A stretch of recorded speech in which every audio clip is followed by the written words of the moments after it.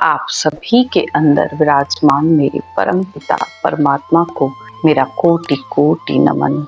भैया हाँ, हम अक्सर देखते यही हैं कि शिव राम की पूजा कर रहे हैं, राम शिव की पूजा कर रहे हैं। पर आप थोड़ा आगे जाकर और सोचिए, इससे थोड़ा ऊपर का सोच के देखिए कि वे एक दूसरे की पूजा नहीं कर रहे हैं, क्योंकि वे दोनों तो समान ही हैं।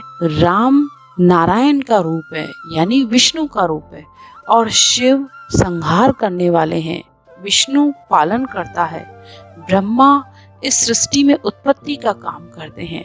तो इन तीनों का औधा एक जैसा है। ऐसे तो आप ब्रह्मा जी को भी नमन करते हुए देखते होंगे। तो ये चेतन स्वरूप हैं, यानी इन तीनों का औधा बराबर है। तीनों एक दूसरे के अंदर जो परमात्मा परम पिता परमात्मा है, भी उसको नमन करते हैं, एक दूसरे की पूजा नहीं करते हैं। थोड़ा सा आप इस बात को ध्यान से समझने की कोशिश कीजिए। हाँ, शिव राम नाम का जप करते हैं। आप एक बार, मेरा एक वीडियो है रामचंद्र भगवान और पर ब्रह्म राम, वो वाला वीडियो आप एक बार जरूर देखिएगा और उसको समझने की कोशिश कीजिए कि ये अवतार पुरुष हैं। इनसे भी ऊपर एक और है शक्ति, जिसने सबको बनाया है, जिसने हमें भी बनाया, जिसने इन तीनों देवों को भी बनाया। पूरी ब्रह्मांड की रचना उसने की है, उस पर ब्रह्म परमात्मा ने, जो सबसे न्यारा राम है। एक राम दशरथ का, एक राम सकल पसारा, एक राम ब्रह्म के रूप में है, और एक न्यारा राम है जो चौथा राम है, जिसे हम न्यारा कहते हैं। वो कौन सा है? जिसने सब कुछ बनाया है। हम उसको नमन करते हैं, अवतार भी उसको नमन करते हैं, क्योंकि अवतारों को भी बनाने वाला वो है। तो आप इस बात को समझने की कोशिश कीजिए। जैसे मैं अक्सर अपनी वीडियो में अक्सर शुरुआत में क्या कहती हूँ, आप सभी के अंदर विराजमान मेरे परम पिता परमात्मा को मेरा कोटि कोटि नमन।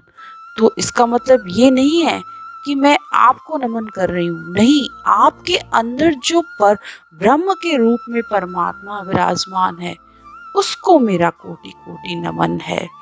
तो आप इस बात को समझिए कि राम शिव की पूजा, हाँ, वो दिखाने में ऐसे ही आता है, क्योंकि हमने शास्त्रों में और उसमें यही सुना है कि राम शिव की पूजा कर रहे हैं, शिव राम की पूजा कर रहे हैं। नहीं, शिव पर ब्रह्म को पूज रहे हैं।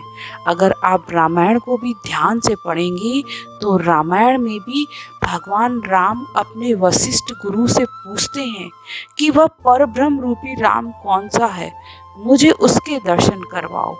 रामायण को आप ध्यान से सुनिए कभी, तो रामायण में भगवान वशिष्ठ मुनि भी उसे यही कहते हैं कि हे राम, तुम ही ब्रह्म हो। लेकिन राम कहते हैं कि नहीं, मैं ब्रह्म नहीं हूँ, क्योंकि मेरे अंदर भी सुख दुख है। तो वो कौन सा राम है जिसने मुझे बनाया है?